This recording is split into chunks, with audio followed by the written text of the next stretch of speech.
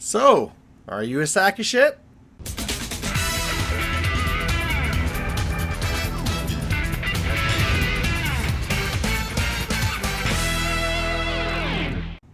Hey there, guys, it's me, Malorian, and this is going to be kind of a second part of a series. In the last video, I talked about what toxic players are and what it is to actually try and deal with them. And now this is going to be the second one, which is going to be now self-reflective to try and determine whether you might be an actual toxic player, then what you should do about that. So the first thing I'm going to say is that if you didn't watch the last episode, you really should do that first. So I'm going to put a link down below.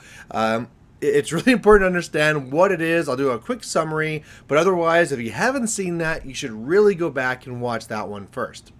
All right, I'm going to assume that everybody's done that now. We're on the same page, but just to kind of start things off, let's just do a quick summary of what we said last time. So last time what we were talking about is that there was really two types of toxic players. There are the ones that are like kind of like the hobby toxic. So they're the ones with some very strong feelings one way or the other of the different aspects of the hobby. Maybe things definitely should be painted. Painting doesn't care. Competition is really important. Casual players really important. That type of thing like that, where of course if you have two opposites, they can be butting heads when it comes to actually playing the game. And then the other type was the social toxicity, which really those social norms, right? So maybe you're a person who's sexist, racist, whatever. I mean, there's so many different social norms, so that's a whole different bucket that you could be falling within. Now, already when I put out that video, I had a few people that did actually respond and be like, I think I might be the toxic person in our group. And so, that's great. And we're going to be talking about that. And the reason why that is great to know is that it's one thing for everybody else to know how to deal with those toxic players. And again, as we really got into it, they weren't really like evil bad people. They just have a really liking of one type of aspect of the hobby, and if there's a way that we can deal with it rather than letting this bubble up, it's really that bubbling up that's the toxicity part, because that's where it spreads out to the rest of the community. So if people know how to deal with others, that's great, but if you can identify it in yourself and all of a sudden change your own behavior, well, of course that makes things even easier, because if it doesn't even happen in the first place, well, then it's not even an issue. So we're going to be talking about how you can identify it in yourself, and then once you are able to identify it in yourself, what you can be doing about it and how to kind of change your ways is really the simplest way to put it. So again, we're going to break these into the two different parts, and the first part is going to be with that hobby toxicity, if we want to call it that.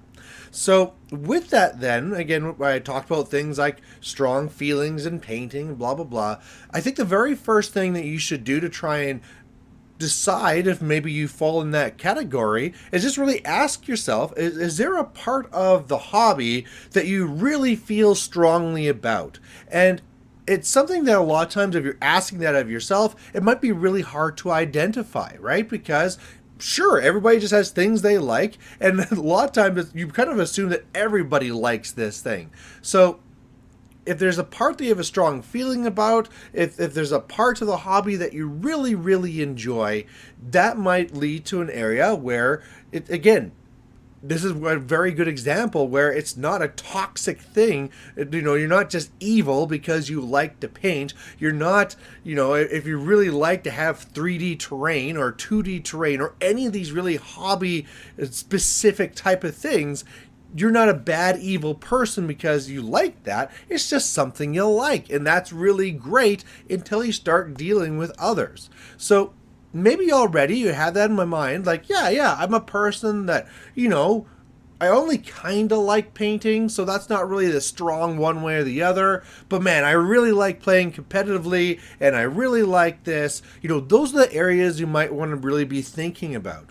The next question along with that then is, have you ever had any arguments with somebody with that? I mean, an argument is something that might be hard to be coming up. Like, is this a topic that's come up? Is this something that you talk to people about in your gaming group? Does your love of this part of the hobby come up that you try and champion it? And you try and come up and say like, hey, everybody, we should be doing this. And so that's really the next step of it, because then that's an interaction, right? It's one thing if that's just something that you really like, but if it's something that you really champion and push, well, then that's where that can be getting it, so that it's really pushing that one extreme. And if there's another person that's on the other extreme, that's where that can come up. And might even think like, okay, sure, I really champion for this type of thing, but I never have arguments. Well, even just the fact that you're there really, really pushing for this one aspect of the hobby will mean that the person that's on the other spectrum, when they're hearing it, is like, oh, great, it's that person. We're never going to have a good game. Oh, great, we got paired up against each other. This is going to be an awful game. And it's almost one of those fulfilling, there we go, not self-filling, fulfilling prophecies, where if you go into a game expecting it to be bad and looking for every negative aspect, you're going to have a bad time. So it just like kind of naturally happens. So think about that. So first of all, do you have any strong opinions? Secondly, is that something that you really champion and really talk about out there and try and spread the word of, right? And of course, if it's very obvious, because like, there's these people that all the time we have these arguments over this, like right there, that's something where you should be trying to identify that as a point of conflict.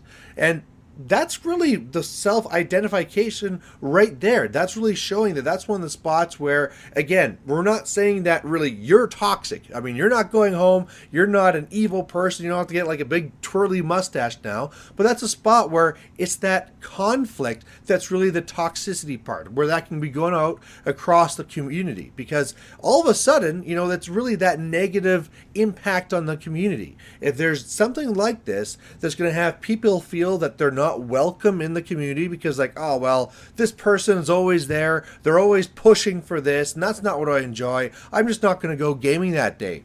All of a sudden you lose players, and that's what that toxicity comes to. That's really the end result of it. So once you identify that, the next question is, what do you do about it? So, okay, I'm a person that really, really likes painting. Let's just go with that one. Or I'm a person that really, really likes being really competitive. And I'm a person who really champions it. Okay, and if you already identify that you're a person that makes that very vocal, and maybe you've already had some discussions and debates about it, well, what's the next step you should be doing about that? Well, I think the first thing is, well, the fact that you've identified it, but secondly, really understanding what that impact of that could be. The fact that, okay, I might really, really like this part of the game, but even then just understanding that that could have a negative impact on your community. And the fact that if you start losing players, and if you lose too many players, you can't play the game you like. So if you know that this is something that could have a negative impact, you know what the negative impact is, that's going to give you then the drive to actually do something about it. So what should you do about it? Well, should you just not like painting anymore? Should you just not be competitive anymore? Of course not. This is a hobby. There's different aspects that people do because they love that. That's why they do the hobby. So that's not something we're going to ever take that away from you. I think the very first thing you should really understand is, well, how much of a champion of this am I being? How strong am I in pushing this on to others? Am I really preaching to others that you have to do this, otherwise there's a problem with you? And of course, that's really probably the very first spot to be looking at. If I am actually phrasing my love for this part of the hobby that you need to be on my side, you have to first realize that that's probably the first thing you should stop. It's one thing to say that I love this TV show, but if I say that my TV show is better than your TV show, well, all of a sudden it's just going to turn to a fight that's not really needed, right? And that's really the problem. So maybe change the way that you're going to be talking about your love. I mean, you can be saying like, oh man, look at these things I painted. I tried out this new technique. It's awesome. If you ever want to be learning this new technique, just let me know and we can actually work on this together. That's great. That's fantastic, right? That's a good way of actually phrasing this.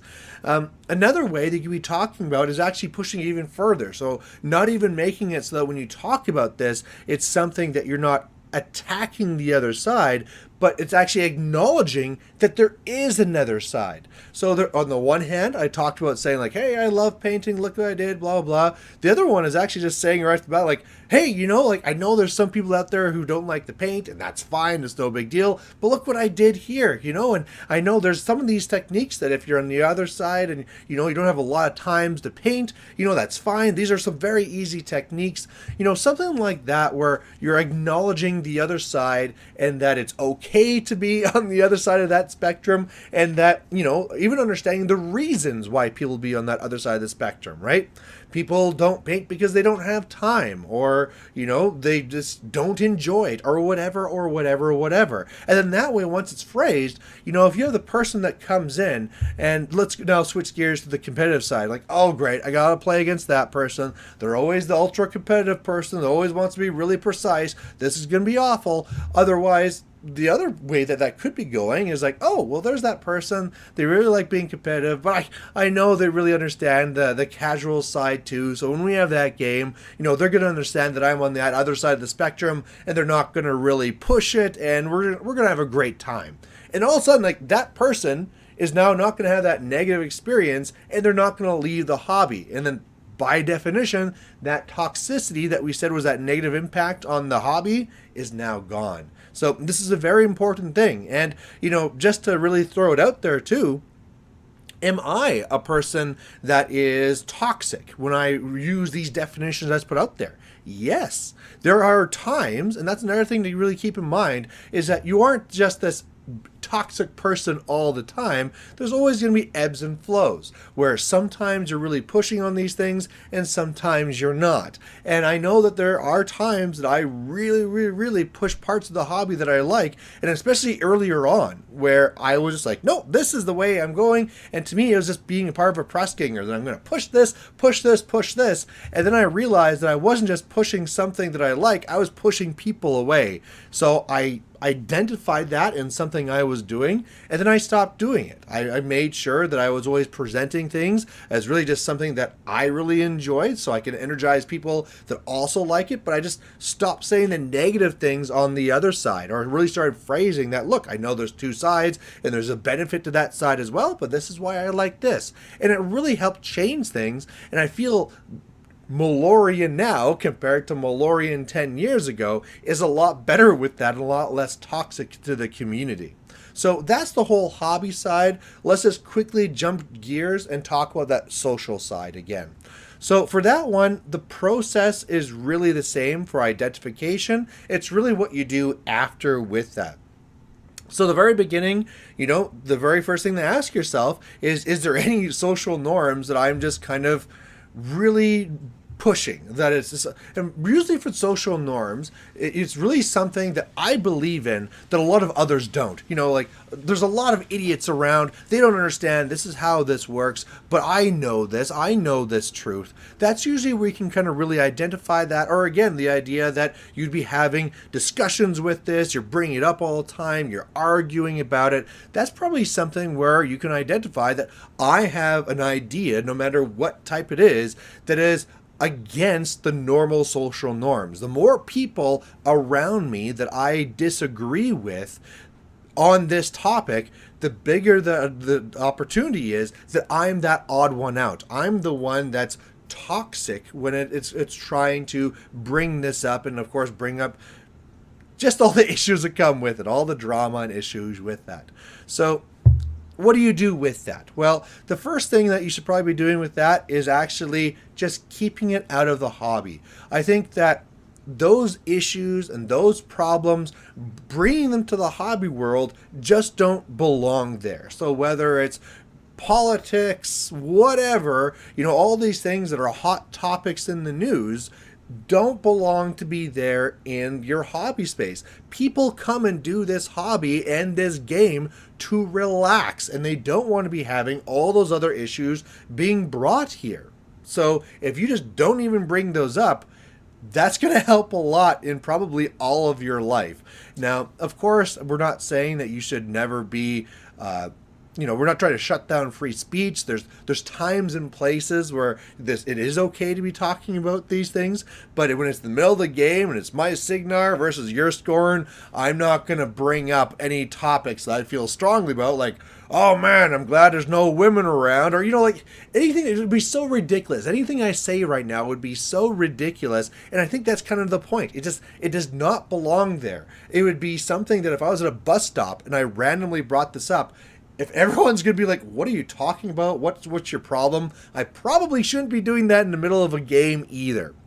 Now, past that, it might be one of those things where you want to be reflecting on yourself and saying again, like, man, I have this one strong opinion. What is the other side? What is the benefits of the other side? And it's one of those empathy things, right? That once I start understanding that there is another side and what potential benefits there are to the other side, the more less aggressive I am about this, right? I'm not being like, I'm right and you're wrong. It's like, well, this is my opinion and these are the reasons why. And that's a lot more of a healthy stance to have in a spot where you can actually have real debates when it's the right time to be having debates about those things.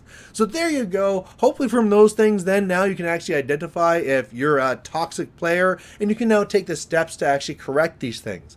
Now, with this video and the last video, they are a pair. They are something that, I really feel that if you have this as a real aspect in your meta there, that this is something we have these toxic players and we have to deal with this. These two videos as a package would be really good to try and share there, and if everybody understands it from both sides, hopefully it can really fix it. I would really caution you against just forwarding this video and just being like, hey, I think you're a toxic gamer and this is why, because when you do that, people get upset. So maybe just like share it with the group. But anyway, I always love hearing your feedback. If you have any thoughts on this, please post it down below. And otherwise, I'll catch you later. Bye.